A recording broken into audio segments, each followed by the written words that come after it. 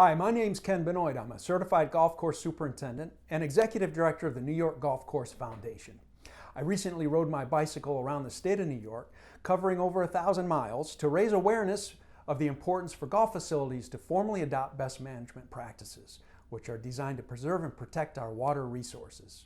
Along the way, I spoke with superintendents, university professors, and PGA professionals about the impact BMPs can have at their facility and beyond. We've also discussed specific BMPs that the superintendents have implemented at their facility. This project was made possible by funds awarded to the foundation by the New York State Turfgrass Association through the New York State's Turfgrass Environmental Stewardship Fund. In this video, we'll be talking with Golf Course Superintendent Steve Kurta. He'll discuss the importance of BMPs as well as the importance for superintendents to conduct a site assessment of their property. Hope you enjoy the video, and don't forget to give us a thumbs up and please subscribe. Thanks. So Steve, we're here talking about BMPs.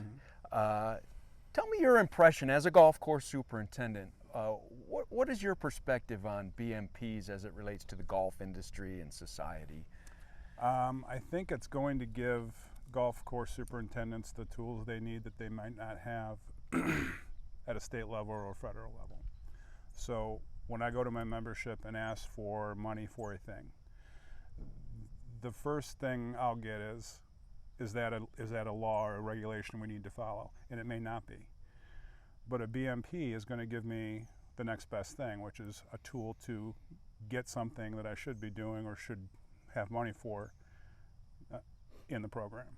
So it's a tool for me to get what I need to do the right job. Right, and so that helps you communicate, and it gives some validity to what your whatever recommendation is you're making. They don't feel like I'm just making it up. I need more money for a thing. Right. It's literally something I can point to, and it's backed up by local science and research to help. And I don't think anybody doesn't want to help. I think the people that are anti-regulation don't want to see pollution, but they don't necessarily want to pay for it either. So you kind of have to figure out how to work that into your program, and I think BMPs help superintendents get that done. Yeah, and then as it relates to golf evolving with the changing times, we see societal changes taking place. People are becoming more connected to environmentalism and protecting the planet. Sure. Sustainability has become a real word that's in our everyday vocabulary now. How do you see BMPs fitting in with that? I see, this is my 21st year here, and so what that's given me is an ability to see the generations come through. So the older groups that didn't really focus on environmental concerns as much are a little less concerned than the younger groups, and every generation that comes through, it seems, is a little more in touch with what should be happening. And I think going forward in 20 years, what we consider now to be good enough isn't going to be good enough. And I think that's another kind of road into the future by using something like BMPs to hit the next generation who are going to breathe and live this stuff. It's not going to be abnormal. So they'll be more accepting of it. Yeah. Now, I know we're going to talk about your BMP here in a minute. And I think that this is a relevant topic for us to kind of lead into that. You're going to be getting a new shop, and you're going to have to go through a permitting process.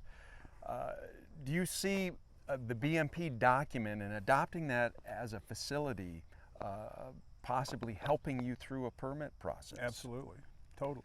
Yeah. I think it's going to allow us to get the kind of building that you dream of, and not as a crowbar. I don't see the BMPs as a crowbar or a pry bar. It's just proof to people who you'd apply for a permit with that you thought about this stuff. You're on board with what's like normal or what's the best management practice for your business. And I think they like to see that. I mean, a lot of the BMPs that I see and that I use, it just makes the job easier for people. It really isn't hard for the crew to institute them. it's not that much more work. Right. And I think overall it just makes everything run better and go easier. Yeah. So Steve, your BMP that you've chosen to talk about today and that you want to highlight is literally your facility BMP. You've said that you're going to be getting a new facility. Mm-hmm. Walk us through the history of the facility that you've got right now. Sure. The current building I'm working on, it was built in 23. That's 19. It's 1923. As far as we know, the aerials that we can see from the 30s, it's the same building and the same footprint, same size. So out of that building, everything was done.